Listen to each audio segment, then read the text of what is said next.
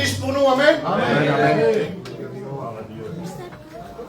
Merci d'être là avec nous, mes frères et sœurs. Mon cœur est réjoui. Voilà, moi j'ai passé par une épreuve, j'avais 16 ans. Mon père il avait 51 ans, il est mort. Et si vous voulez, ça a eu la tristesse, la colère et de la haine en moi. Et si vous voulez, ça a duré très longtemps. Jusqu'à l'âge que j'ai rencontré le Seigneur. Ma compagne aussi, très jeune, elle a passé par des difficultés.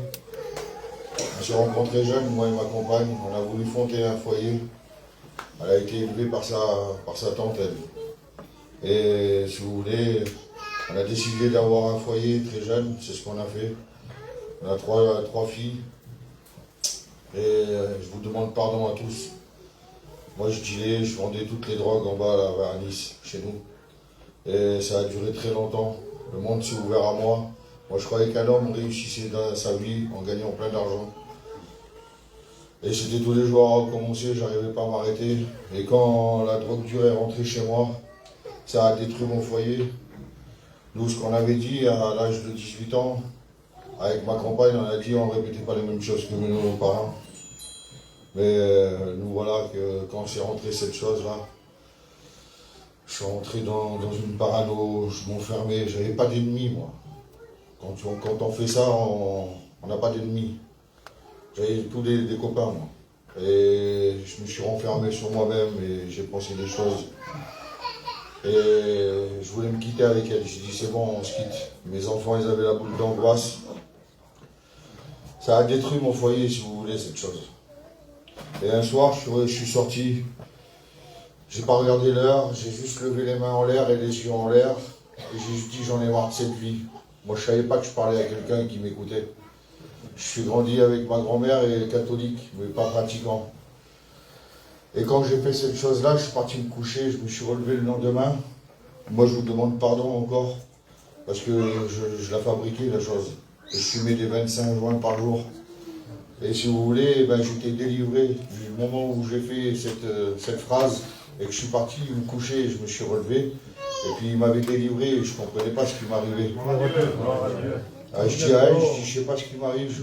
Et donc elle prend le téléphone, elle appelle sa mère, c'est une chrétienne. Et elle lui dit, ben, ma fille, le Seigneur il commence à préparer le cœur de ton mari. Elle dit, va aux réunions. Et moi, si vous voulez, moi je connais beaucoup de monde là-bas en bas. Et je vous le dis, je ne voulais pas aller dans la salle là où on est, là, à Villeneuve. Et j'y on va vers les sédentaires. Et ça a duré un laps de temps, si vous voulez. Donc là, ma femme, elle le sait que je suis là-bas. Il m'a invité dans cette salle-là. Et par respect, j'ai dit oui, je suis rentré dedans. Et si vous voulez, je ne me suis pas trompé. J'ai balayé les yeux de la salle. Et je connaissais plein de monde.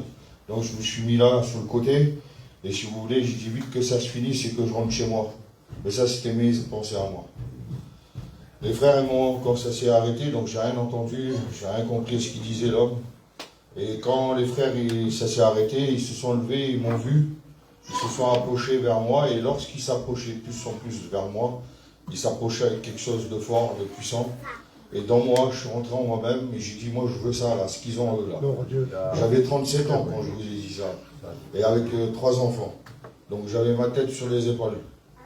Et les frères m'invitent à un voyage en Israël, l'autre il m'invite au séminaire à la neige. Et si vous voulez, au séminaire à la neige, l'homme qui prêchait ne me connaissait pas du tout, je ne le connaissais pas. Mais par contre, celui qui menait, je le connaissais dans le monde, c'est Jackie Debar, notre responsable chez nous. Et il m'a vu, c'est une salle comme ça, dans le hall de l'immeuble. J'étais debout là-bas, je voulais écouter. Et il m'a dit, Michel, il y a une place pour toi ici. Et je me suis assis. Et l'homme, il prêchait, il dévoilait ma vie, je pleurais comme un petit bébé. Je ne comprenais pas ce qui m'arrivait. Et de là, l'homme, il a fait une appel, il a dit, celui qui veut donner son cœur à Dieu, qu'il lève la main, j'ai levé mon cœur, et ma vie entière. Et si vous voulez, de là, ben, c'est merveilleux maintenant. C'est la belle chose que j'aurais dû faire dès le début, mais je ne savais pas. Parce qu'en vrai, si vous voulez, la haine que j'avais, il me l'a enlevé, la tristesse que j'avais, il me l'a enlevé. J'ai rencontré le bonheur, la paix, la joie. Vous savez, la meilleure chose, il a reconstruit.